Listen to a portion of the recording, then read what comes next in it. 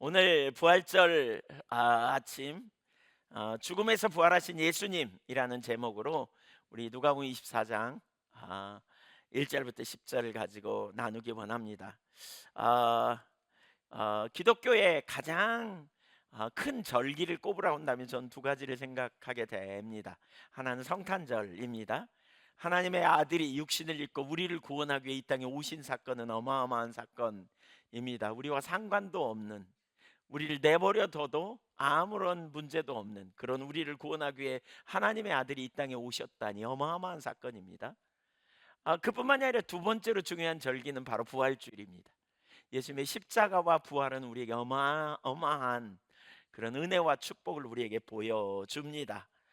예수님이 십자가에 달려 죽으실 뿐만 아니라 우리의 모든 죄를 영원히 단번에 깨끗게 하시고 영원한 생명을 우리에게 주신 주님의 은혜야말로 얼마나 놀라운지, 그리고 그분이 부활하심이야말로 얼마나 놀라운 우리에게 소망을 주는 사건인지 우리가 알아야 합니다. 예수님의 죽음으로 끝나지 않고 다시 사심으로 말미암아 우리의 죄 없다함을 선언하는 위대한 사건이라고 할 수 있습니다. 오늘 본문을 통해 세 가지를 살펴보고자 합니다. 첫째, 부활의 첫 번째 목격자. 1절을 같이 읽어봅니다. 안식 후 첫날 새벽에, 네, 같이 읽자고요. 같이 시작. 안식 후 첫날 새벽에 이 여자들이 그 준비된 향품을 가지고 무덤에 가서, 예수님이 십자가에 달려 죽으셨고요. 그때가 안식일이 시작되는 금요일 저녁이 가까웠기 때문에 아리마대 사람 요셉, 경건한 아리마대 사람 요셉이 예수님의 시체를 달라 그래 가지고 그 무덤에다가 이렇게 안치했어요. 자기 가족 무덤. 유대인들의 무덤은 보통 거기 그 지역에 응애질이라 그래 가지고요, 이렇게 파면 쉽게 파지는, 굴이 쉽게 파지는 그런 형식이기 때문에 이렇게 굴을 파 가지고 거기다가 시신을 안치하고, 어떤 굴은 6개 시신을 안치할 수 있도록, 어떤 굴은 10개, 8개 시신을 안치할 수 있도록 이렇게 굴을 파가지고 그 속에 집어넣는 거예요. 그리고 입구는 문을 만들든지 아니면 큰 돌로 이렇게 막는 그런 형태예요. 그러니까 아리마대 사람 요셉이 자기 가족 무덤을 준비했는데 거기다가 예수님의 시신을 이렇게 안치한 거죠. 사실 하나님의 아들이 죽었는데 썰렁한 장례식을 치른 거죠. 초라한 장례식. 다 예수님의 제자들은 도망가 버리고요. 아무도 없고요. 근데 그 몇몇 여인들이 이렇게 그 멀리서 예수님이 어디에 어떻게 돌아가시는지 안치되는 장면도 갔다가 나중에 그 무덤 문이 닫힌 이후에 그 앞에 어, 이렇게 앉아 있기도 하고, 이런 모습을 볼 수 있습니다. 유대인의 안식일은 금요일 저녁부터 토요일 저녁까지예요. 그래서 안식 후 첫날은 언제냐? 오늘날 우리로 말하면 지금 일요일입니다. 그래서 우리가 왜 주일을 지키느냐, 일요일을 주일이라 그러느냐? 우리가 그 새벽에 여인들이 그러니까 기독교는 그 안식 후 첫날 예수님이 부활하신 날을 오늘날 우리가 주일로 지켜서 매번 예배를 드리는 거죠. 그 새벽에 여인들이 향유 옥합을 준비해 가지고, 향유를 준비해 가지고 무덤에 갔습니다. 어, 그 장례 절차 중에 하나가 향유를 발라 드리는, 그게 장례 절차인데, 예수님이 죽음이 갑자기 된 죽음이고 또 썰렁한 죽음, 초라한 죽음이었기 때문에 미처 발라드리지 못했기 때문에 아침에 가려고 했다는 거죠. 새벽 이른 아침, 새벽 미명에 갔다. 이른 아침에 갔다는 말은 밤잠을 설쳤음을 알 수 있고요. 그 여인들은 막달라 마리아, 10절에 보니까 그 여인들이 누구냐? 막달라 마리아와 요한나와 야고보의 모친 마리아라, 또 그와 함께한 여자들, 그러니까 몇몇 여인들이 함께 했던 거죠. 그녀들은 예수님이 붙들리시고 십자가에 달리실 때 끝까지 예수님을 지켰던 여인들입니다. 참 성경에 보면 아이러니하게도 예수님이 겟세마네 동산에서 붙잡히신 이후에, 그 중에 이제 제자 베드로 같은 경우는 그 신문하는 장면까지 따라갔지만 그 이후에는 제자들의 모습이 온데간데 없습니다. 아마 다 떠나가 버린 것 같습니다. 그런 순간에도 이 여인들은 끝까지 예수님을 따랐어요. 이른 새벽 미명에, 그리고 예수님의 무덤을 찾았습니다. 어떻게 이 여인들은 그렇게 끝까지 그렇게 했을까요? 아무래도 이 여인들은 예수님께 큰 은혜를 받은 사람들, 그리고 예수님을 사랑하고 예수님을 존경하는 그런 사람들이었던 것 같아요. 성경에 누가 어, 이런 사람들을 뭐라고 표현하느냐면, 그러니까 많이 사랑받은 자가, 많이 탕감받은 자가 많이 사랑한다, 이런 표현을 하거든요. 이 성경의 원리예요. 누가복음 7장 37절 이하에 보면 예수님이 바리새인 시몬의 집에 초청받아 갔을 때 그 동네에 죄 많은 여인이 와서 예수님에게 눈물로 예수님의 발에 떨어뜨리고 또 향유를 붓고 머리털로 예수님의 발을 씻기는 이런 일을 해요. 그러니까 그 바리새인 시몬은 그 동네 사람이니까 알잖아요. 저 죄 많은 여인이 저렇게 예수님을 하는구나, 그렇게 생각하면서 예수님이 선지자라면 이거 알았을 텐데 내버려 두나, 이런 판단을 하죠. 그때 예수님께서 이렇게 이런저런 비유를 들어서 많이 탕감받은 자가 많이 사랑한다는 표현을 해요. 그래서 예수님이 어, 그렇게 말해요. 누가복음 7장 47절에 보면, 이러므로 내가 내게 말하노니 그의 많은 죄가 사하여졌도다. 바꿔 말하면 그 여인이 향후 옥합을 깨뜨리는 이유는 많이 사함을 받았기 때문이라는 거죠. 예수님이 그 바리새인의 집에 갔지만 발 씻을 물도 주지 않았다는 거예요. 그러나 그 여인은 예수님의 발을 그 자기 눈물과 향유로 닦았다는 거죠. 그러니까 왜 그 차이가 있느냐? 많이, 이는 그의 사랑함이, 거기 계속 올려주세요. 그가 죄 사함을 받았고 그가 많이 사랑하기 때문이라는 거예요. 그러면서 어떤 사람이 사랑하냐? 사함을 받은 일이 적은 자는 적게 사랑하고. 이게 누구예요? 바리새인 시몬을 가르치고, 그 여인은 많이 용서받았기 때문에 많이 사랑한다는 거예요. 여러분, 주님께 많이 용서받았어요? 주님께 은혜 많이 받으셨어요? 네, 그러면 주님 많이 사랑하신가요? 네, 상대적으로 좀 아멘에 비해서, 좀 전에 아멘에 비해서 좀 적은데, 예, 많이 용서받았다면 많이 사랑할 수 있기를 축복합니다. 특별히 여기 이 사복음서에 여인들의 이야기가 나오는데요, 좀 이름이 바뀌기도 해요. 근데 한 사람은 변함없이 안 바뀌어요. 그게 누구냐면 막달라 마리아예요. 막달라 마리아라는 말은 막 그 갈릴리 해변에 있는 도시 중에 그 동네 중에 하나가 막달라라는 지역이에요. 그 지역 출신 이 마리아였다는 거예요. 이 여인이 어떻게 은혜를 많이 받았냐? 누가복음 8장 2절에 보니까 이 막달라 마리아는 일곱 귀신 들려서 고통을 많이 당했던 여인이에요. 그러니까 일곱 귀신이 들려 질병, 그래서 귀신 일곱 마리가 붙어가지고요 병도 걸렸던 것 같아요. 그래서 병으로 시달리고 정신적으로 시달리고 그러다가 예수님 만나가지고 싹 치유된 일이 일어난 거죠. 그래서 그 은혜와 사랑이 너무 큰 거죠.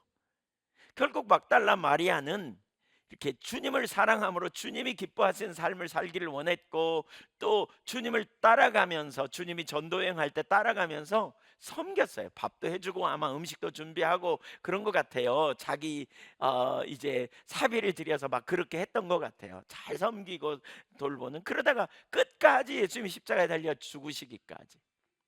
결국 막달라 마리아는 어떻게 됐느냐? 부활하신 예수님을 가장 첫 번째로 만나게 됩니다.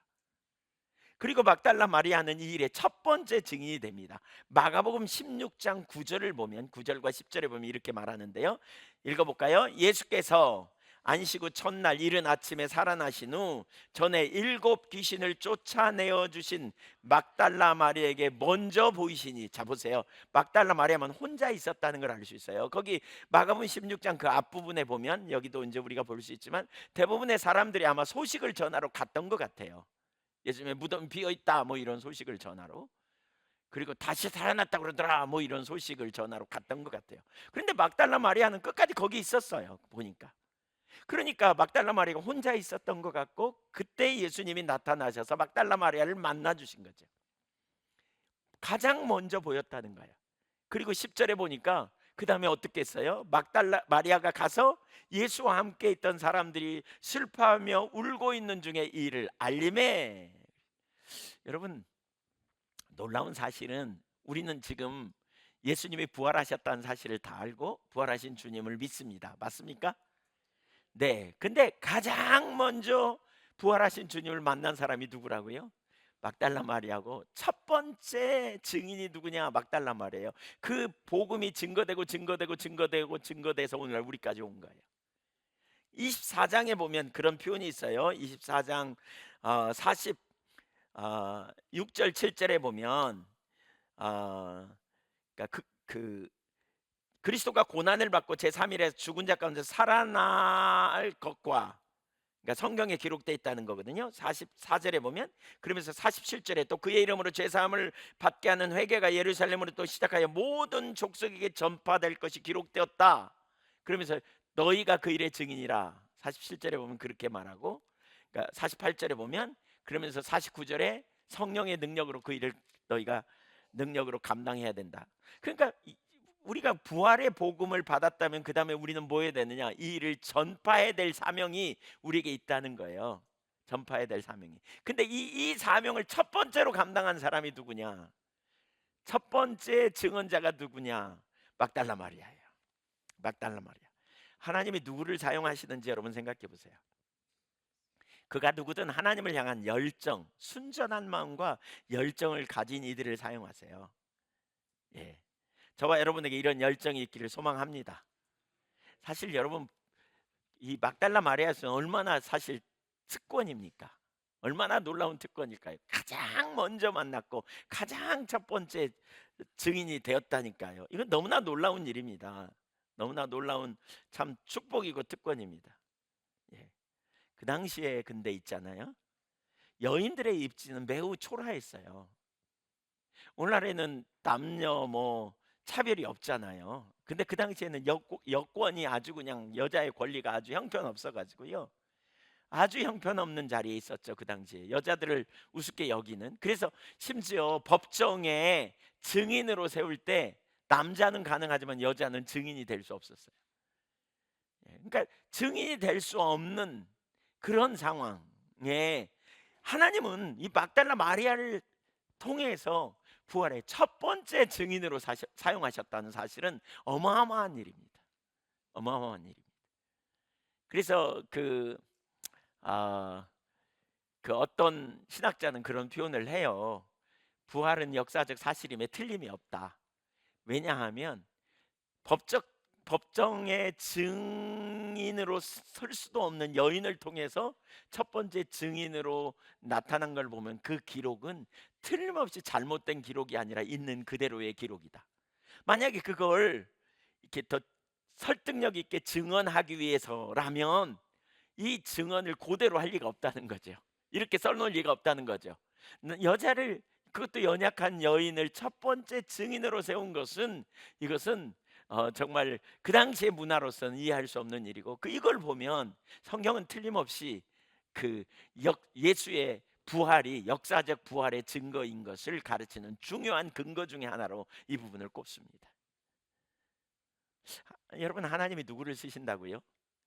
우리는 지혜로운 자, 똑똑한 자, 문벌 좋은 자, 이런 자들, 그래서 그런 자들을 쓸 거라고 생각해요. 우리는 그런 얘기 많이 하잖아요. 여러분 중에 뭐 그런 얘기 들어보셨나요? 저 사람이 변화되면 주님을 위해 큰 일을 할 텐데, 뭐 이런 얘기 들어보셨어요? 누구를 향해 말해요? 똑똑한 사람, 예, 능력 있는 사람, 뭐 이런 사람 얘기하죠. 네, 네. 근데 문제는 뭐예요? 그 사람이 안 변한다는 거예요. 왜요? 똑똑하거든요. 그러니까 안 변해요. 자기 과신에 도취해 가지고 안 변해요. 하나님 누구를 쓰신다고요? 약한 자를 들어? 미련한 자를 들어? 지혜로운 자를 부끄럽게 하신다고요? 어떻게 해요? 하나님이 함께 하셔서 그 일을 이루신다는 거죠. 무엇보다 하나님을 향한 열정과 순전한 마음을 가진, 이게 얼마나 중요한지 몰라요. 여러분, 이런 열정이 여러분에게 있기를 축복합니다. 이런 열정이 우리에게 필요해요. 이런 열망이. 근데 중요한 한 가지는 은혜를 잊어버려서는 안 돼요. 우리가 하나님께 큰 은혜를 받은 자인가를 생각해 보세요. 은혜 많이 받으셨어요? 네. 주님의 은혜를 기억할수록 우리가 주님께 감사하고 막달라 마리아처럼 이렇게 열정을 가질 수 있을 거라는 생각이 들어요. 근데 주님이 우리에게 주신 주님의 은혜를 깨닫는 가장 완벽한 상징은 십자가입니다. 십자가는 죄인 된 우리를 위한 하나님의 놀라운 은혜와 사랑입니다. 모든 사람이 죄를 범하였고 도무지 소망이 없었지만 하나님께서 죄인 된 우리를 위해 내신 처방이 바로 죄인 된 우리를 구원하기 위하여 십자가에 달려 죽으신 것입니다. 그래서 허물과 죄로 죽은 우리를 살리셨다 이렇게 말하죠. 에베소서 2장 1절에 보면 허물과 죄로 죽은 우리, 그때의 세상 풍속을 쫓고 공중의 권세 잡은 자를 뒤따랐고 마음과 육체의 원하는 욕망을 따라 하나님의 진노 아래 놓여 있는 상태. 그러나 긍휼에 풍성하신 하나님이 2장 4절에 그 큰 사랑을 인하여 함께 살리시고 함께 일으키시고 함께 하늘 보좌 우편에 함께 하셨다. 이건 은혜로 된 것이라 그러죠. 바로 그 은혜로 우리가 구원받았어요. 그래서 십자가를 생각할 때 우리는 대속의 은혜를 경험하죠. 저는 모태신앙입니다. 모태신앙으로 자라면서 진짜 대학 다닐 때까지, 군대 갔다 오기 전까지, 군대 생활하면서까지도 저는 믿음이 없었습니다. 하나님 계신가? 뭐 계시겠지? 뭐 이렇게 생각하기도 하고 교회에 갔습니다. 뭐 전에도 나눴지만 중고등학교 때는 학생회장도 하면서 찬송가를 꼭 5절짜리를 잘 불렀어요. 그러면 제가 속으로 어떤 놈이 찬송을 5절까지 지어가지고 막 이렇게 막 했습니다.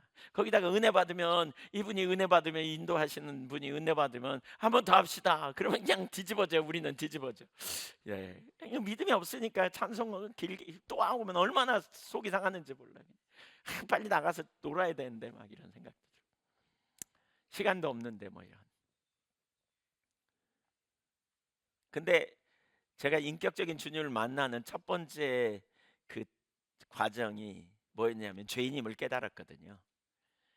목사님이 설교를 하는데요, 예기치 않은, 전혀 생각하지 않은 상황에 이렇게 청년 중고등부 수련회 하는데 따라갔어요. 제 따라가면서 목표 중에 하나가 담배 끊어야지 이러고 따라갔습니다. 무심결에 말했네요 제가. 하여튼 좀 끊어야지 그러고 갔습니다. 근데 한 번도 설교가 그렇게 들린 적이 없어요. 여러분, 설교가 들리는 건 굉장한 은혜입니다. 사실 설교를 알아들을 수 있는 건 전적인 성령의 역사예요. 제가 알아요. 어렸을 때부터 교회 다녔지만 설교를 들은 적이 없었던 것 같아요. 근데 고날 따라 어떻게 설교가 들리는데, 목사님 설교 제목이 뭐였냐면 외식하는 사람, 이런 제목이었어요. 그러니까 교회 안에서는 안 그런 척하면서 밖에 나가서 다르게 사는 사람, 이 얘기를 하는 거예요. 그러면서 예를 드는데요, 그 목사님이 저를 쫓아다닌 것 같더라고요. 이렇게 다 얘기하는 거예요. 다 한 개도 안 틀리게 그냥. 그러더니 끝나고 났더니 여기 해당되는 사람 손 들으래요. 그래서 이만큼 들었어요. 그랬더니 높이 들어! 그래 두 손. 그래서 그냥 그날 천부의 의지 없어서 손 들고 갑니다. 이게 무슨 말인지 그날 제가 알게 됐어요. 그러면서 회개하는데요, 하나님이 저를 다 쫓아다니고 본 것처럼, 그런데 그런 저를 위해 하나님의 아들이 십자가에 달려 죽으시고 내 모든 죄를 깨끗게 하셨다는 사실이 얼마나 감격이고 기쁨인지 모르겠더라고요. 이게 이제 십자가가 우리의 대속의 은혜의 핵심이죠. 너무나 놀라운 은혜, 감격했어요. 근데 그 은혜가 막 매일 충만했다면 얼마나 좋을까요? 가면서 충만해요? 퇴색돼요? 네, 경험해 본 분은 알아요 무슨 말인지. 점점 퇴색되어지는 것 같아. 야, 이게 왜 이러지? 그러면서 은혜를 잊어버려. 그냥 은혜를 잊어버리면 어떻게 되냐? 은혜를 잊어버리면 지가 잘나서 산 것 같고, 좀 잘하면, 못하면 죄책감에 팍팍 눌리고, 이렇게 살아가기가 쉬워요. 그래서 은혜를, 십자가의 대속의 은혜를 기억하기 위한 위에 명심할 게 있어요. 뭐냐? 예수 믿은 이후에도 실패해요, 안 해요? 죄 지어요, 안 지어요? 지어요. 근데 이걸 잘 다뤄야 돼요. 이걸 어떻게 다루느냐가 중요해요. 왜냐하면 죄로 인한 실패가 십자가의 구원을 잊어버리게, 은혜를 망각시킬 수도 있고, 반대로 구원의 은혜를 계속해서 깨닫게 하실 수도 있다는 사실이에요. 계속해서. 무슨 얘기냐? 그러니까 내가 그렇게 구원의 은혜로 충만했는데 이제 그 위에는 이제 나는 이제 말씀대로 잘 살아야지, 이런 열망이 생기고 열심히 노력하면 잘 할 수 있을 거라고 생각하는 상황에 가면 이게 이제 율법주의적인 소망인데, 자기에게 답이 있다고 생각하는 게, 능력이 있다고 생각하는 거예요. 내가 열심히 잘해서 하나님 기쁘시게 해야지 이러고 열심히 하려고 노력한단 말이에요. 근데 안 돼, 안 돼. 넘어지고 실패해. 그러면 누구 잘못이에요? 내 잘못이고, 내 힘으로 못 사니까, 하나님 앞에 죄송하니까 죄책감에 눌려. 그러면 옛날에 그 은혜가 점점 잊어버려집니다. 율법주의적인 사고에 가면 자꾸 못 사는 자신에게 집중하면서 실패하고 넘어진 자신 때문에 죄책감에 빠지고 또 빠지고 또 빠지고, 그러면 은혜는 다 까먹어 버려요. 옛날 은혜는 다 까먹어 버립니다. 점점 은혜는 사라져 버려요. 세상과 나는 간곳 없는 게 아니라 세상과 나만 남아. 주님의 은혜는 없어져 버려요. 이렇게 됩니다. 그러나 반대로 뭐죠? 우리 속에 선함이 없어요.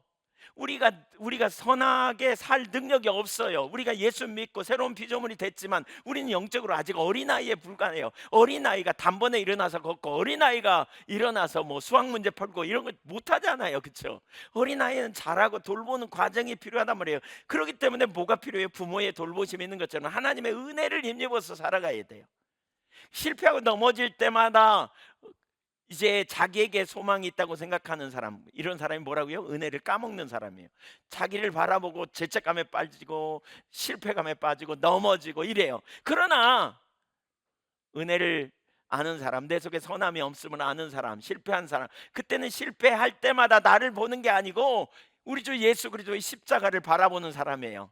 아, 그래서 예수님이 나를 위해 오셨구나. 진짜 예수님 없이는 안 되는구나. 예수님 없이는 나는 큰일 날 뻔했네. 이걸 자꾸 발견하고 이렇게 나아가는 사람은 시간이 지나면 지날수록 나 같은 죄인 살리신 주님의 은혜가 더 놀랍게 보이기 시작하는 거예요. 그 은혜가 얼마나 큰지. 내 자신이 또 넘어지고 실패해서 그것 때문에 절망하는데, 그래서 우리 주 예수 그리스도께서 나를 위해 오셨지. 예수 그리스도의 은혜야말로 얼마나 놀라운가, 얼마나 크신가, 얼마나 완전한가. 그래서 이런 사람은 나 같은 죄인 도와주세요. 주네 나와 잃었던 생명 찾아. 광명을 얻었네. 광명을 얻었네. 이 나 같은 죄인이라는 말의 강도가 더 커진 거죠. 반면에 나를 구원하신 하나님의 은혜가 더 놀라운 거죠. 점점 놀라워요. 진짜 놀랐구나. 하나님의 구속의 은혜가 너무 놀랐구나. 이걸 깨달으면서 우리는 어떻게 돼요? 점점 겸손하게 돼요. 점점 십자가의 용서하심의 은혜가 커져요. 우리를 위하여 독생자를 아끼지 않으신 주님의 사랑과 은혜가 점점 커 보여요. 내가 소망이 없지만 주님이 소망이고, 내게 능력이 없지만 주님이 나의 능력이 되시고, 내가 미련하지만 주님이 나의 지혜가 되시고, 그 은혜 아래서 살아가야 되겠구나, 이런 결단이 있고, 그래서 시간이 지나면 지날수록 세상과 나는 간고닫고 구속한 주님만 보고 주님을 의뢰하고 주님을 신뢰하고 믿음 안에서 살아가는 능력 있는 삶을 살게 되는 것이지요. 이런 사람은 주님을 더 찾아요. 그래서 막달라 마리아가 주님을 끝까지 찾아가잖아요. 끝까지. 여러분도 주님을 끝까지 붙드시기를 축복합니다. 여기 또 한 가지 잠깐 언급하면, 막달라 마리아는 끝까지 갔거든요. 많은 사람들이 예수님 죽으니까 끝나버렸어요. 붙잡힐 때 다 끝나버린 사람도 있어요. 에이, 틀렸어, 소망 없어, 돌아가셔 버렸어. 그러니까 엠마오로 내려간 제자는 짐 싸고 가잖아요. 그냥 가. 끝났으니까. 우리가 주님 믿으면서, 지난주에도 나눴죠. 주님 믿으면서 우리가 어디까지 가야 되느냐, 어디까지 가야 되느냐. 예를 들면 지난주에도 나눴어요. 요한복음 2장에 수가성 여인, 가나의 혼인잔치에 준비한 음식이 떨어졌으면 뭐 해야 돼요? 어떻게 해야 돼요? 어떻게 하는 게 지혜로워요? 잔치 접어야 돼요. 거들내야 돼요. 이제 끝났어, 집에 가시오. 먹을 거 떨어졌으니까 미안합니다. 충분히 준비했는데 그냥 많이 와서 먹어버려서 이제 없습니다. 이게 정상인 것 같죠. 그러나 막 마리아, 예수님의 어머니 마리아는 뭐라 그랬다고요? 뭐라 그랬어요? 예수님, 이 집에 음식이 떨어졌다고 예수님에게 말하죠. 그러자 예수님이 나와 무슨 상관이 있냐고. 그런데 마리아가 끝냈습니까? 아닙니다. 마리아가 뭐라 그럽니까? 종들에게 그가 무슨 말씀을 하든지 순종하라 그러잖아요. 계속 기대합니다. 그랬더니 예수님이 그냥 어떻게 합니까? 물을 맹물을 떠다가 담으라 그러더니 그걸 떠다가 잔치상에 내놓으라 그러잖아요. 그랬더니 사람들이 보고는 깜짝 놀라잖아요. 가장 좋은 걸 지금까지 남겨두었느냐. 여러분 기억하십시오. 우리 신앙 안에서 가장 좋은 것은 가다가 차선책을 택하는 게 아니에요. 가다가 중간에 포기하는 게 아니에요. 어떤 분은 인간관계를 이렇게 다뤄가는데 어려움이 오니까 인간관계에 아이고 안 부딪히고 나 안 보면 그 인간 끝이야. 그리고 다른 데로 가는 차선책을 취합니다. 다른 데로 가 피해 보세요. 거기 더 큰 놈이 있지. 더 큰 놈. 하나님 붙이시는데 문제를 해결하지 않고 우리가 거기서 주저앉으면 안 돼요. 뛰어넘는 자리로 가야 돼요. 여러분 뛰어넘으십시오. 여러분 사랑하는 여러분, 막달라 마리아처럼 무덤까지 가십시다. 무덤까지. 그래야 부활의 주님을 만난다니까요. 결국 막달라 마리아가 부활의 주님을 만난 게 왜 그렇습니까? 거기까지 가서 첫 번째로 만난 거예요. 거기까지 끝까지 하나님을 신뢰하고, 하나님이 누구이신지 생각해 보세요. 믿음은 하나님을 신뢰하기 때문에 그분이 우리의 길이고 그분이 우리의 생명이기 때문에 그분이 우리의 처방이기 때문에 끝까지 가는 그들을 통해서 하나님의 나라가 넓혀지고 하나님 뜻이 이루어질 줄 믿습니다. 우리 주님이 누군가 보십시오. 많은 사람이 차선책을 취하고 그 자리에 머무르는데 그 자리에 머물지 말고 나가자고요. 이 마리아에게 그런 열망, 열정, 이 얼마나 대단한지 모르겠다 싶어요. 두 번째, 빈 무덤을 본 여인들의 반응. 유대인들의 무덤은 굴을 파서 문을 닫든지 큰 돌을 막는다 그랬잖아요. 근데 문제가 있어요. 이 큰 돌로 가리는 것을 여기 이제 예수님의 무덤은 큰 돌로 가리웠거든요. 거기 23장 후반부에 보면 무덤과 그의 시체를 이제 넣어놓고 돌로 가립니다. 2절 3절을 읽어봅니다. 돌이 무덤에서 굴려 옮겨진 것을 보고 들어가니 주 예수의 시체가 보이지 아니하더라. 시체가 있어야 되는데 없어. 그러니까 어떻게 돼요? 4절 시작. 이로 인하여 근심할 때에 문득 찬란한 옷을 입은 두 사람이 곁에 섰는지라. 근심했다는 거죠. 예수님이 아니 그렇잖아요. 무덤에 있어야 되는데 무덤이 없어. 돌문이 활짝 열렸어요. 어떻게 열렸느냐? 마태복음에 보니까 지진이 일어나서 열렸다 이렇게 표현하고 있어요. 어쨌든 무덤이 활짝 열렸고 시신이 없어. 그러니까 무슨 생각을 했겠어요? 누가 가져갔구나 이렇게 생각했겠죠. 그러니까 당장이 굉장히 근심했다. 근심할 때라는 헬라어의 의미는 혼란에 빠지다, 당황하다라는 뜻입니다. 그녀들이 기대했던 건 뭐냐? 예수님의 시신이었거든요. 시신. 그런데 시신이 안 계시니까 그들은 혼란에 빠지고 당황했어요. 혼란에 빠졌어요. 그래서 매우 혼란스러운 그 순간에 빠진 거죠. 그러나 그녀들의 혼란은 정상이 아니에요. 잘못됐어요. 왜냐하면 예수님은 살아나셨기 때문에. 그래서 5절 보십시오. 4절부터 다시 볼까요? 이로 인하여 근심할 때 문득 찬란한 옷을 입은 두 사람이 곁에 섰는지라. 여자들이 두려워 얼굴을 땅에 대니. 사실 한번 가만히 생각해 보세요. 무덤에는 시신만 있어야 안 놀래요. 무덤에 들어갔는데 살아있는 사람이 막 있어 보세요. 얼마나 무섭겠어요. 거기. 천사 두 사람이 쫙 서 있으니. 그래서 엎어졌어. 그랬더니 두 사람이 5절에 어찌하여 살아있는 자를 죽은 자 가운데서 찾느냐. 거기 계시지 않고 살아나셨느니라. 갈릴리에 계실 때 너희에게 어떻게 말씀하셨는지를 기억하라. 이게 뭐래요? 예수님 살아났대요. 근데 그냥 살아난 게 아니고 이전에 이미 예수님 살아계실 때 여러 차례 반복해서 내가 십자가의 고난을 당하고 죽임을 당하고 사흘 만에 살아나야 하리라 여러 차례 말씀하신 것을 지금 상기시키고 있습니다. 그러니까 그들은 말씀을 잊어버렸습니다. 이걸 기억하라고 말합니다. 그러니까 그러면서 예수님은 말씀대로 살아나셨다는 거예요. 7절을 보면 이르시기를, 그러면서 구체적으로 그 말씀하신 것을 생각나게 합니다. 같이 읽어볼까요? 시작.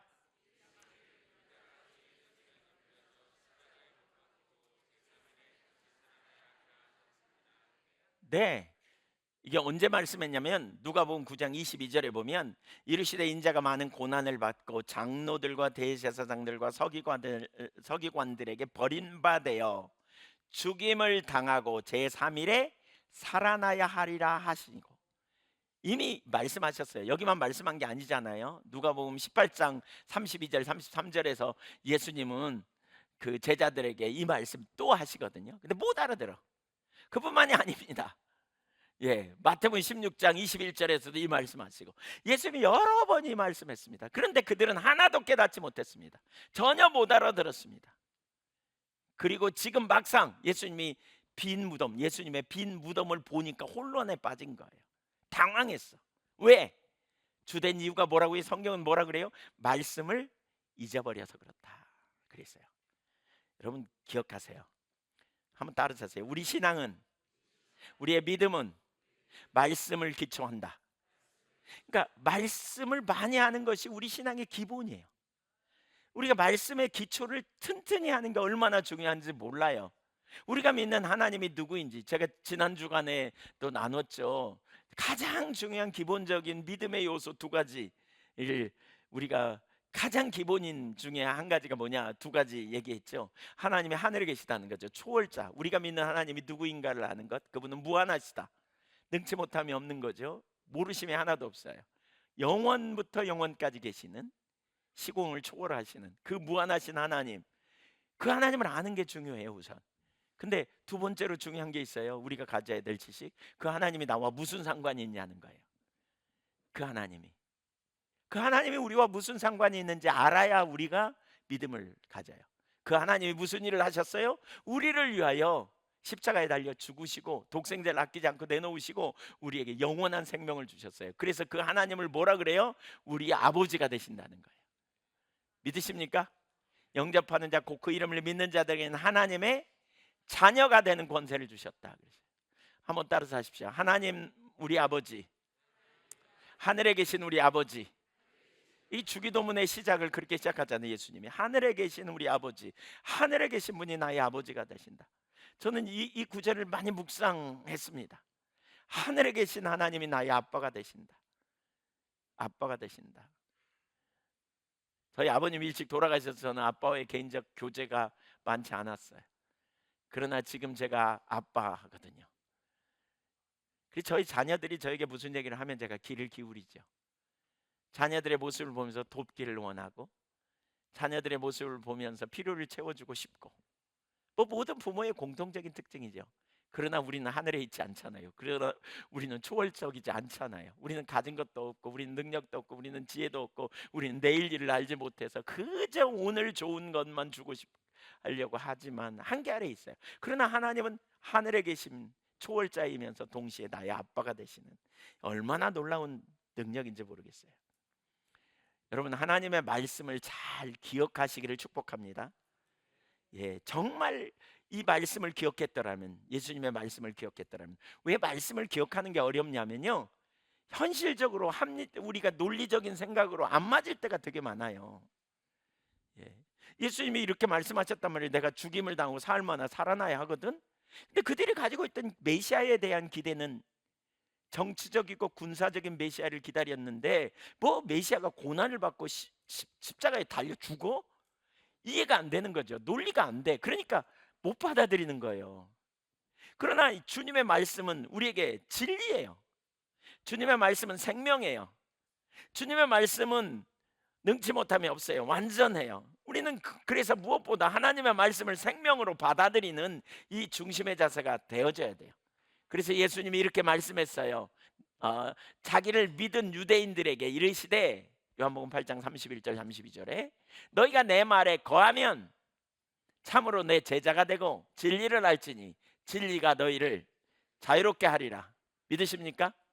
우리가 체험하는 게 진리가 아니고요, 우리가 보통 세상 사람들이 말하는 게 진리가 아니고 하나님의 말씀이 진리예요. 오늘 부활하신 사건, 여러분 이것도 마찬가지예요. 이거 제자들이 믿을 수가 없는 거예요. 어떻게 죽은 자가 살아나냐? 믿을 수가 없는 거죠. 그러니까 못 받아들인 거예요. 그러나 부활의 주님을 만난 이후에 그들은 완전히 달라졌어. 아, 우리가 세상적으로 생각하는 그런 수준이 아니구나. 하나님은 말씀대로 이루시는 진짜 능력의 하나님이구나. 이걸 믿는 거죠. 그러니까 만약에 그들이 이 관점을 가지고 이 말씀을 기억하면서 빈 무덤을 봤다면 어땠을까요? 혼돈이 아니라 진짜 말씀대로 살아나셨구나, 할렐루야, 그리고 찬양하면서 예수님 어디 계신가, 부활하신 예수님 어디 계신가 찾았을 거예요. 말씀이 우리 신앙의 기초인 걸 우리가 기억해야 돼요. 우리가 만나는 모든 환경, 우리가 결정해야 되는 모든 순간 우리는 말씀을 기준으로 선택해야 돼요. 이게 믿음의 삶이에요. 믿음의 삶.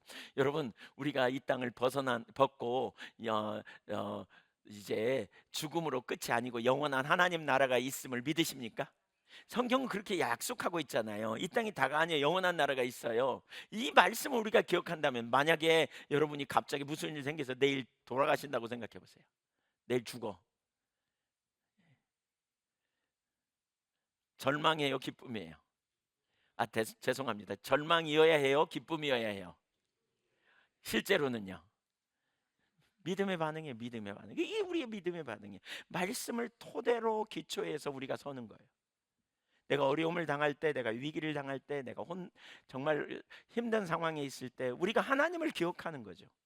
하나님이 전지하시고, 그러면 이 사실을 아시고 전능하셔서 하나님이 이 상황을 변화시킬 능력이 있으시니까 하나님이 간섭하시겠구나, 이런 믿음의 논리를 통해서 말씀을 기억하고 적용함으로 말미암아 우리가 안식을 취하는 거예요. 누누이 나눴지만 뭘 먹을까 마실까 입을까 염려 말라 그러면서 예수님이 뭘 가지고 오시냐면, 들에 피는 백합과 공중에 나는 새를 생각해 보라, 그렇게 말하거든요. 천부께서, 하늘 아버지가 이들도 먹이시는데 너희일까 보냐? 논리적인 생각을 통해서 그러므로 너희는 무엇을 먹을까 마실까 입을까 염려 말라잖아요. 왜? 하늘 아버지를 생각해봐. 그분이 어떤 분인가를 생각해봐. 그분을 의지해. 그러면 능치 못함이 없어. 그분은 완전하셔. 그분은 우리에게 모든 것을 주시는 분이고, 그분은 실수하지 않는 완전하신 하나님이셔 라고 말하는 거죠. 민수기 23장 19절을 한번 읽어보겠습니다. 네, 반드시 이루신다는 거예요, 하나님은. 그래서 우리는 말씀에 기초하여 세상을 해석하고 분별하는 눈을 키워야 돼요. 자꾸 하나님 말씀에 기초해서 내가 만나는 모든 환경, 내가 만나는 어쩌면 원수 마귀가 오늘 아침에도 여러분에게 쏘았을 그 부정적인 감정, 부정적인 생각들, 막 이런 것들을 정리해 보는 경험이 자꾸 쌓여야 돼요. 이 노하우예요. 이게 뭐에 기초해서 정리해요? 하나님의 말씀에 기초해서 정리해야 돼요. 예, 불안한 마음이 들어. 예. 그때 우리는 생각해 보는 거예요. 하나님이 내가 이 상황을 알고 하나님이 나의 이 상황 가운데 가장 완전한 길로 인도하실 것을 내가 신뢰함으로, 그래서 하나님이 주시는 평강을 붙들고 예수 이름으로 떠나가도록 선포하는 거죠. 불안한 이유가, 혹시 내가 하나님 앞에 뭔가 잘못된 게 있나? 혹시 살펴볼 필요는 있지만, 그러나 대부분의 경우 원수 마귀는 우리에게 불안한 마음, 우울한 마음, 낙담되는 거, 막 불화살을 쏘아대거든요. 거기 익숙한 자리에 있을 때 거기에 넘어가지 말고 대적하는 거예요. 우리 주 예수 이름으로 명하노니 떠나가라고. 난 주 안에 있다. 예, 예수 그리스도 안에 결코 정죄함이 없다. 예수님이 나의 생명이시고 나의 평강이시다. 네, 선포하는 거죠. 그래서 자꾸 반응해야 돼요. 여러분 가만히 한번 생각해 보세요. 답해 보세요. 누가 세상을 다스리십니까? 다시 물어볼게요. 누가 세상을 다스리십니까? 누가 온 땅의 주인이십니까? 우리의 생사화복이 누구 손에 달려 있습니까? 그냥 말하지 말고 깊이 생각해 보면서, 우리의 생과 사, 화와 복의 그 주권자가 누구냐는 거예요. 하나님이라면 우리는 어떻게 살아야 되는지, 이 땅에서 내가 믿는 하나님은 어떤 분이신가? 그분이 과연 여러분을 유하십니까? 여러분을 가장 좋은 길로 인도하실 수 있으십니까? 우리를 먹이시고 입히시는 분이 하나님이십니까? 하나님이 과연 우리를 보호하실 수 있으십니까? 네, 여러분이 이거를 진짜 믿고 잘 대답할 수 있고 그 믿음을 항상, 그 말씀을 기억하고 산다면 우리는 정말 많은 부분에서 우리는 놀라운 평강을 누릴 겁니다. 정말 많은 부분에서 우리는 담대할 겁니다. 우리는 참된 안식이 무엇인지를 경험하게 될 것입니다. 이게 믿음의 삶의 실제입니다. 민수기 13장에 보면 그 하나님과 약속을 잊어버린 10명의 정탐꾼이 가가지고 돌아와서 한 보고는 뭡니까? 부정적이고 앞이 안 보이는 보고입니다. 그들의 보고의 문제는 뭐예요? 하나님을 놓쳤어요. 영적인 눈이 닫히면, 하나님이 보이지 않으면, 약속을 잊어버리면, 말씀을 잊어버리면 하나님이 돌아가신 것처럼 여겨져요. 그래서 지속적으로 설교를 이렇게 들으면서 다시 되새김질하고 말씀을 묵상하고, 저 개인적으로도 설교하면서 말씀을 많이 묵상해요. 본문을 읽고 또 읽고 또 읽고, 본문 속에 질문도 하고, 본문이 의미하는 바가 뭘까, 뭘 가르칠까, 우리가 믿는 하나님이 누구인가, 하나님이 어떤 은혜를 부으셨는가, 내가 하나님 앞에서 얼마나 특권을 얻은 자인가, 이런 부분들을 자꾸 묵상하면 너무 신납니다. 말씀을 묵상하셔야 돼요. 여러분, 주일날 들은 설교 오이코스에서 나누기도 하고 아마 그렇게, 자꾸 그 하나님이 누구이신가, 어떤 분인가, 내가 어떻게 살아야 하는지, 이걸 기본적으로 깔아가는 거예요. 깔아가는 거예요. 때로는 논리에 맞지 않아, 세상 논리와. 그렇다고 우리가 그걸 저버리는 건 아니죠. 하나님의 말씀이니까 거기에 토대해서 설 때 서는 거예요. 말씀을 잊어버리면 슬픔과 두려움과 염려가 끊어지지 않습니다. 우린 육신을 입고 있기 때문에 계속해서 끊어지지 않습니다. 우리가 그리스도 안에 있고 그리스도께서 우리 안에 거하심을 분명히 할 때, 우리는 주님을 신뢰함으로 담대히 일어설 수 있게 됩니다. 예수님의 부활을 알지 못하기에 슬퍼하는 여인들의 모습은 오늘날 우리들의 모습과도 많이 이렇게 비슷합니다. 우리가 이렇게 슬퍼하고 낭망하는 일이 얼마나 많은지 모릅니다. 왜 그렇습니까? 말씀을 기억하지 못해서, 말씀을 적용하지 못해서 그렇습니다. 그래서 지난번에도 나눴지만 예수님이 그러셨잖아요. 바다 건너편으로 가다가 폭풍우가 쳐가지고 제자들이 주무신 예수님을 깨우면서 내가 죽게 되었다, 우리가 죽게 되었다, 돌아보아 달라고 이렇게 말하자 예수님 뭐라 그러셨다고요? Where is your faith? 그랬어요. 네 믿음 어딨냐? 너 믿는 거 그거 어딨냐? 네가 그 말씀에 기초해서 믿는다는 거 그거 지금 어디 있냐? 지금 그거 어디로 출장 보냈냐? 그런 거죠. 왜 잊어버렸냐는 거예요. 믿음은 말씀을 붙드는 거예요. 말씀을 묵상하고요, 우리의 정체성을 거기서 발견하고요, 말씀이 우리의 길이요, 말씀이 우리의 진리요, 말씀이 우리의 생명이에요. 그리고 그 말씀의 토대에 설 때 우리가 담대할 수 있는 것이지요. 계속해서 말씀을 듣고, 말씀을 묵상하고, 말씀을 암송하고, 말씀을 강하게 붙드시기를 축복합니다. 우리 선교원 보니까요, 아이들이 얼마나 말씀을 잘해오는지 몰라요. 예, 손자 자랑하려고 제가 예, 그냥 어제도 전화하는데 그냥 내일은 예수님이 사신 날이라고 막 그러면서 막, 네. 그랬더니 저희 아들 말하기를, 우리 집에서 제일 충만한 게 우리 아들이라고 제일 충만한 영적인 사람이 우리 아들이라고. 말씀을 얼마나 잘, 사실 말씀을 암송하는 게 이거 다 헛되지 않을 거예요. 그 말씀을 암송하는 게 쌓이고 쌓이고 쌓이면 이 다음에 우리 그 아이의 삶에 강력한 능력이 될 것 같아요. 야, 여러분, 할 수 있으면 선교원 아이들 보내는 거요, 진짜 굉장한 일입니다. 믿음 안에서 말씀을 잘 가지고 양육되는 거 굉장한 역사라고 저는 생각해요. 학교 뭐 이런 양육, 말씀을 하나님이 열정이 있지만 혼돈하고 헤매고 있는 그 막달라 마리아 그리고 여인들에게 천사를 보냈잖아요. 근데 우리는 천사를 보내는 것보다 훨씬 더 놀라운 은혜가 우리에게 있어요. 요한복음 14장 26절을 한번 보십시오. 이렇게 말합니다. 시작. 보혜사 곧 아버지께서 내 이름으로 보내실 성령, 그가 너희에게 모든 것을 가르치시고 내가 너희에게 말한 모든 것을, 언제요? 시기적절한 순간에 말씀을 생각나게 하세요. 시기적절한 생각이에요. 내가 헤맬 때, 내가 혼돈할 때, 내가 두려워할 때, 내가 낭망할 때, 하나님 안 계신 것처럼 생각될 때, 어떤 일을 선택해야 될 때, 우리가 하나님께서 주시는 기가 막힌 이 일을 누가 하신다고? 성령님이. 그래서 여러분, 성령님께 귀를 기울이려고 자꾸 애써야 돼요. 성령님께 주도권을 드려야 돼요. 성령님이 우리 안에 오셨어요. 고아처럼 버려두지 않으려고, 진리로 인도하신 성령님이. 무엇보다 오늘 기억할 말씀, 절대 잊어버려서는 안 되는 말씀, 예수님은 다시 사셨다, 이 말씀 기억하십시다. 아멘. 세 번째, 무덤을 떠나 부활의 증인되다. 8절 9절을 읽어보겠습니다. 같이 읽습니다. 한번 시작. 그들이 예수의 말씀을 기억하고 무덤에서 돌아가 이 모든 것을 열한 사도와 다른 모든 이에게 알리니, 이 여인들은 천사를 통해 주님이 하신 말씀을 기억하였다, 이렇게 말하죠. 주님의 말씀을 기억했다. 기억했다는 건 뭐예요? 아, 말씀대로 된 일이구나, 이걸 깨달았다는 거예요. 예, 이게 깨달은 거예요. 여러분, 하나님의 말씀을 듣는 것은 깨달음입니다. 깨달음. 성경이 깨달아졌다? 주님이 우리에게 말씀하시는 거예요. 기록된 말씀이 깨달아지는 거, 이런 일이 일어나야 승리예요. 저도 지난 주간에도 그랬지만 어떤 상황이 생길 때 정말 많이 하나님께서 이렇게 힘들 때마다 이렇게 주님 앞에 나갈 때 깨닫게 하세요.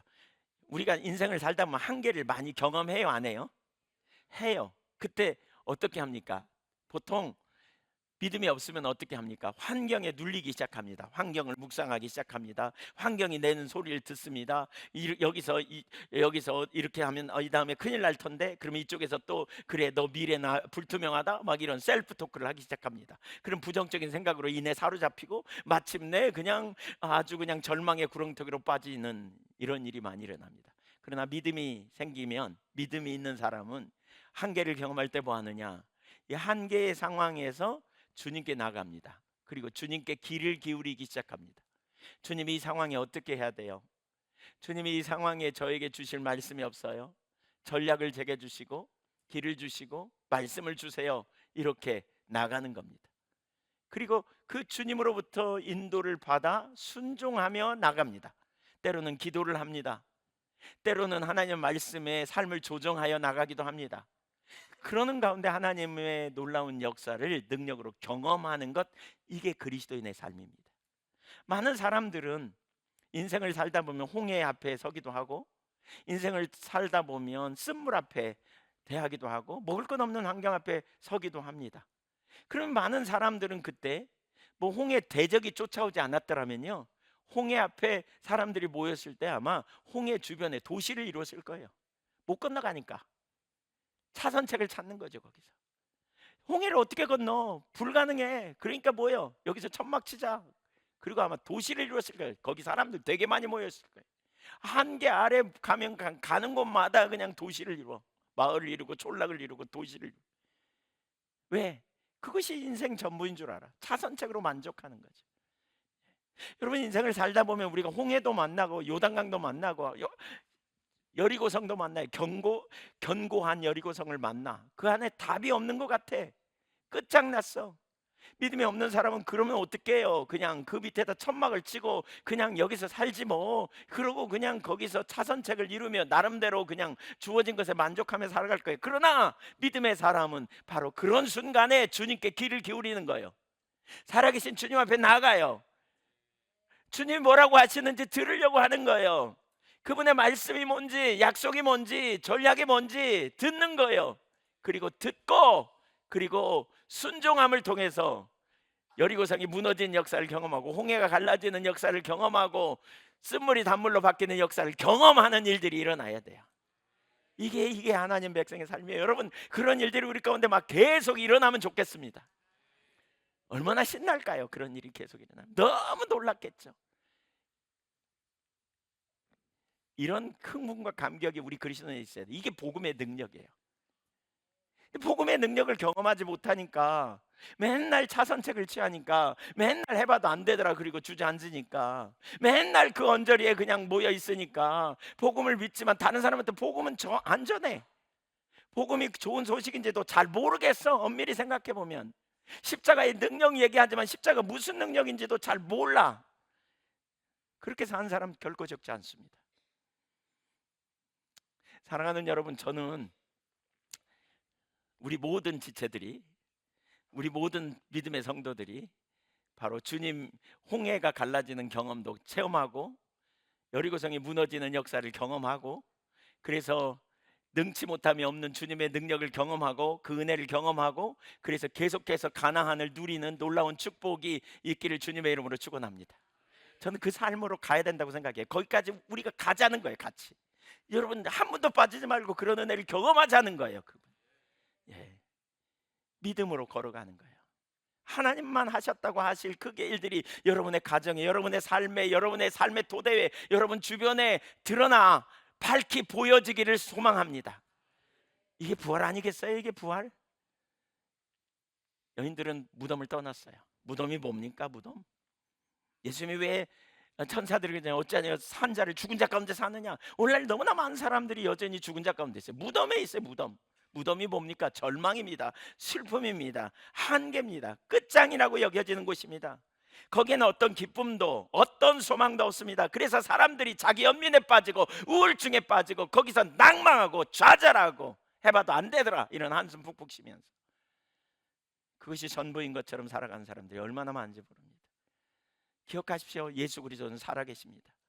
기억하십시오. 예수님은 다시 살아나셨습니다. 하나님이 예수님이 돌아가셨지만 그분의 능력으로 다시 살리셨습니다. 하나님은 여전히 그 능력으로 우리를 돌보시고 계시고 그 능력으로 우리와 함께 계시고 우리의 필요도 채워주시고 죄와 사망의 법에서 생명의 성령의 법으로 저와 여러분을 옮기셨고 그 능력으로 살게 하십니다. 주님은 무덤에 더 이상 누워 계시지 않아요. 그래서 우리도 무덤에 머물러 있을 필요가 없어요. 보이는 환경 때문에 눌려서 무덤에 가고 주어진 환경 때문에 절망하고 무덤 안에 있고 아무런 인생의 소망도 계획도 비전도 없이 그것이 전부인 것처럼 그냥 막연하게 살아가는 삶 그만 살겠다고 선포하십시오. 우리 주님이 인도하시는 삶, 우리 주님의 영광을 위해 사는 삶, 주님의 능력으로 사는 삶, 주님의 전략을 힘입어 사는 사람 삶, 정말 복음의 능력 아래서 내가 그렇게 살기를 원한다고 하나님 앞에 고백하십시오. 주님 저에게 새 힘을 부어달라고 구하십시오. 우리가 가진 것 없지만 하나님이 우리의 지혜가 되시고 하나님이 우리의 능력이 되십니다. 무덤의 삶에서 돌이켜야 됩니다. 낭망의 무덤, 좌절의 무덤, 거기는 어떤 소망도 없습니다. 주님은 일어나셨습니다. 십자가에서 우리는 우리의 죽음을 확인해야 합니다. 잘하셨습니다. 십자가에서 우리는 철저히 무능함을 깨달아야 합니다. 잘 됐습니다. 그리고 십자가에서 우리는 예수 그리스도의 은혜를, 구원의 은혜를 발견해야 합니다. 잘된 일입니다. 그러나 거기가 끝이 아닙니다. 더 나아가 죽은 자 가운데 살리신 주님의 능력을 우리는 봐야 합니다. 우리는 인생을 살면서 한계 아래서 낭망하고 좌절하는 일에서 돌아서서 부활의 능력, 우리를 다시 살리신 주님의 능력, 그분의 생명 안에서 살아가는, 그분을 힘삼아 살아가는. 그래서 바울 사도가 갈라디아서 2장 20절에 이제 우리가 육체 가운데 사는 것은 나를 사랑하사 나를 위하여 자기 자신을 내어주신 그 선하신 하나님의 아들을 신뢰하는 믿음 안 살자는 겁니다. 그분이 우리의 지혜가 되시고 그분이 우리의 의로움이 거룩함이 구원함이 되시고 그분이 우리의 길이 되시고 진리가 되시고 생명이 되시고 그분이 우리의 유로자가 되시고 그분이 세상 끝날까지 우리와 함께 계십니다. 우리의 삶의 태문을 열어주시고 능력을 부어주십니다. 절망할 일이 개인적으로도 많이 있습니다. 어떤 얘기를 들으면 낭망이 순식간에 되기도 합니다. 지난 주간도 그런 경험이 있었습니다. 그러나 다음 순간 제가 하나님 앞에 나가서 주님의 음성을 듣습니다. 아무것도 염려하지 말고 기도하라고요. 주님이 능치 못함이 없지 않느냐고 저에게 가르치셨습니다. 그 순간에 소망을 가지고 기도하기 시작했습니다. 기도하자 하나님께서 그 문제들을 싹 해결해 놓으셨습니다. 절망이 바뀌어 생명이 되고 능력이 되는 놀라운 역사를 경험했습니다. 여러분, 우리 주님은 우리와 동행하시는 분입니다. 예수로 사십시다. 부활의 능력, 예수 안에서 그분이 우리의 전략이에요. 그분이 능력이에요. 그분 없이 살면 우리는 동떨어진, 그야말로 말라 비틀어진 그야말로 능력 없는, 우리가 한계 아래서 살아가는 이런 사람일 수밖에 없어요.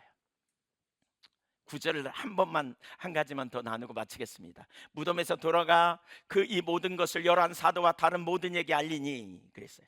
이 모든 것을 열한 사도와 다른 모든에게 알렸대요. 여러분, 부활의 복음은 전파돼야 합니다. 왜 사람들이 부활의 복음을 안 전하느냐? 아직 예수 안에 있는 능력, 그 예수님을 힘입어 살아가는 그 능력, 제가 볼 때는 그 십자가의 능력, 그 하나님 자원의 삶을 경험 못해서 그래요. 예수님이 우리의 답이 되시고 전략이 되시고 길이 되시고 능력이 되시고, 내가 한계를 경험할 때, 내가 무능할 때 때를 따라 돕는 은혜를 구했더니 그분이 우리의 은혜가 되시고 그분이 우리의 죄가 되셔서 그 능력 아래 살아가는, 이거 경험 못해서 그래요. 부활을 경험하면 사람들이 놀랍게 변해요. 놀라운 사실은 우린 복음을 전하러 나가야 한다는 거예요. 복음을 전하러. 부활하신 주님을 만났다면 전해야 돼요. 생명의 삶이 있음을 전하고, 안식과 승리의 삶이 그리스도 안에 있음을 전하고, 우리의 삶은 홀로 살아내는 삶이 아닌 것, 혼자 해결하는 삶이 아니라 하나님의 아들을 힘입어 살아가는 삶이고, 그분이 우리에게 전략과 지혜와 능력이 되신다는 사실을 나누고, 그분을 힘입어 살아갈 때 어떻게 성취했는가, 성공했는가, 이런 이력들이 여러분의 삶에 많이 나타나기를 축복합니다. 왜 예수님은 이들을 통해 부활을 전하게 하셨을까요? 법적으로 증인될 자격도 없는 그들을 향해. 약한 자를 들어 사용하시죠. 근데 11절 보세요. 사도들은 그들의 말이 허탄한 듯이 들려 믿지 아니하나. 여러분, 우리가 복음 전하면서 생각해 볼 사실이 있어요. 예. 그러니까 믿지 아니하나라는 말은 문법적으로 보면 미완료형이에요. 계속해서 믿지 않았대. 계속해서 믿기를 거절했대요. 예. 그런 경험 하시죠? 그냥 전해도 안 믿는 사람들, 한 말 또 하고 또 해도 안 믿는 사람들, 옆에 그런 분들 있죠? 뭐 자녀들도 그렇고 막. 예. 왜 그럴까요? 쓸데없는 헛소리로 받아들여서 그래요. 예. 사실 말씀을 듣는다고 다 은혜 받는 건 아니에요. 상식적으로 이해할 수 없기 때문에 도저히 받아들이지 못해요. 근데 우리가 여기 한 가지 잠깐 생각해 보면, 그들이 안 받아들였어요. 그러나 그러면 전할 때마다 안 받아들였으면 복음이 끝나야 돼요. 근데 끝났어요. 우리에게까지 왔어요. 왔어요. 이게 어떻게 된 걸까요? 주님이 하시기 때문에 그래요. 주님이. 한번 따라서 보세요. 예. 예수님이 부활하셨기 때문이다. 죽은 자를 살아 있는데 어떻게 감춰요? 그렇죠? 성경의 복음서를 보면서 제가 참 아이러니하게 생각했던 한 가지가 있어요. 뭐냐면 믿었다는 표현이 없어요. 안 나와요. 부활하신 예수를 믿었다는 표현이 하나도 안 나와요. 근데 어떻게 복음이 우리까지 왔을까? 믿었다는 말은 없어요. 대신에 무슨 말이 있냐면 만났다는 말이 있어요. 그러니까 복음은 지적인 영역에서 끝나는 게 아니고요. 부활하신 주님을 만나야 돼요. 저와 여러분이 만날 수 있기를 소망합니다. 그래야 증인이 되고요. 그러면서 때를 얻든지 못 얻든지 계속 전하는 거죠. 그러나 실망할 거 없어요. 왜냐하면 아, 주님이 하시기 때문에 그래요. 주님이 결국 전 세계에 전파되고 놀라운 능력을 경험하잖아요.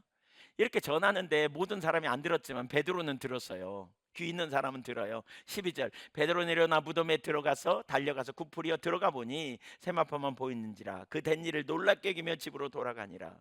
예수님 살아나심, 그 부활의 증거, 베드로가 이 빈 무덤을 확인하고, 또 베드로만이 아니에요. 요한복음에 보면 그 야고보와 요한도 그 빈 무덤을 확인했어요.